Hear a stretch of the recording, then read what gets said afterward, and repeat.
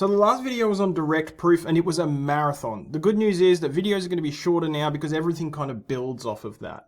So let's say you had a question that looked something like this. If n squared is even, then n is even. Well, we've got P, the hypothesis, and we've got Q, the conclusion here. And so normally what we would do is write down what our hypothesis is. N squared is even, which is 2p. And then we'd try to prove this.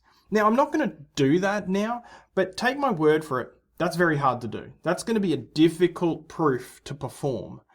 Right, so let's do a tweak on this. Let's do something different. And so that's where the thing called the constrapositive comes into play. We can prove this without proving that. It's really clever. All right, let's say we've got a statement. If I'm watching Speranza, then I'm learning maths. All right, I think that might be a true statement. I hope that's a true statement. We have a hypothesis, I'm watching Speranza, and we have the conclusion, I'm learning maths. Okay, now check out this next statement. If I'm not learning maths, then I'm not watching Speranza. So what have I done here?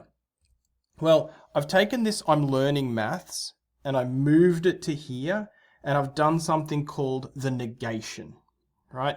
Instead of saying I'm learning maths, I've said I'm not learning maths. And then I've taken I'm watching Speranza and I've moved it over to here, and I've said I'm not watching Speranza. These are the negations, the negation, right? And we use a little apostrophe there to say that that's the negation. Amazingly, these are logically equivalent.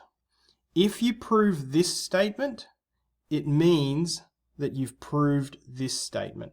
These statements are the same statements logically, right? And you might want to pause the video for a minute and scratch your head about this and wonder why this would be the case. A way to do that would be to say, well, if Speranza does make maths videos, is this true? And is this true? Now, what if Speranza made like cooking shows? Would this be true? And would this be true?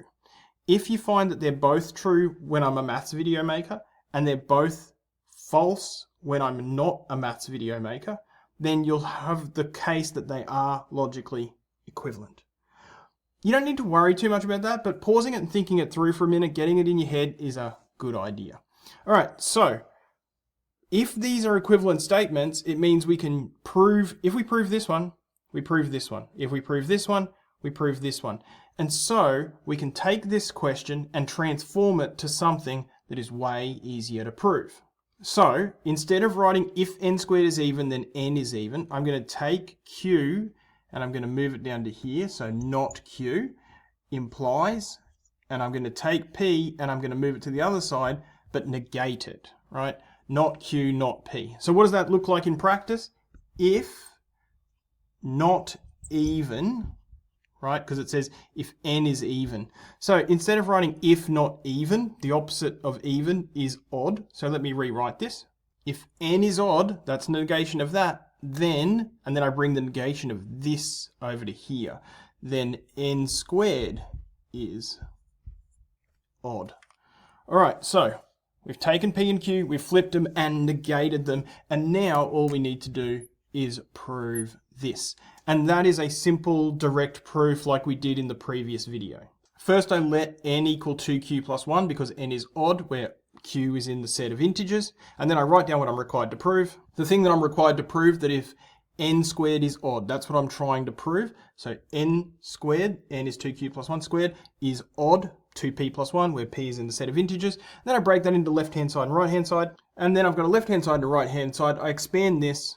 I see I've got these plus ones here, which is good. I can see I have a common factor of 2 here, which means I can factorize those two. And then I can let this equal p. And so now we finish off with the left-hand side equals the right-hand side, q, e, d. Right, you can see this whole thing is a direct proof. Everything to there is a direct proof. The only new thing that you're learning is that if you want to prove something and it's difficult to prove, you can instead swap P and Q and negate them and prove that instead.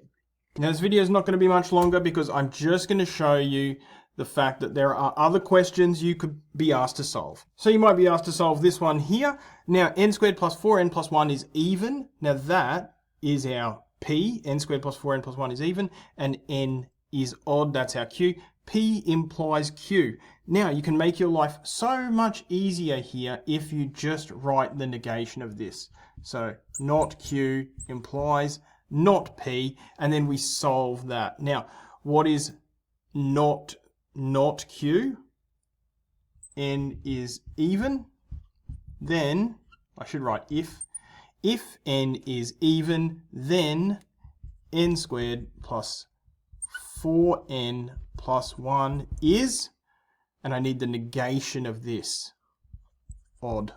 And then that's really all the contrapositive is all about. It's about taking statements that are difficult to prove, swapping them, negating them, and then having a statement that's easy to prove and proving that instead. I'm not going to do that one. You can do that one yourself. Catch ya.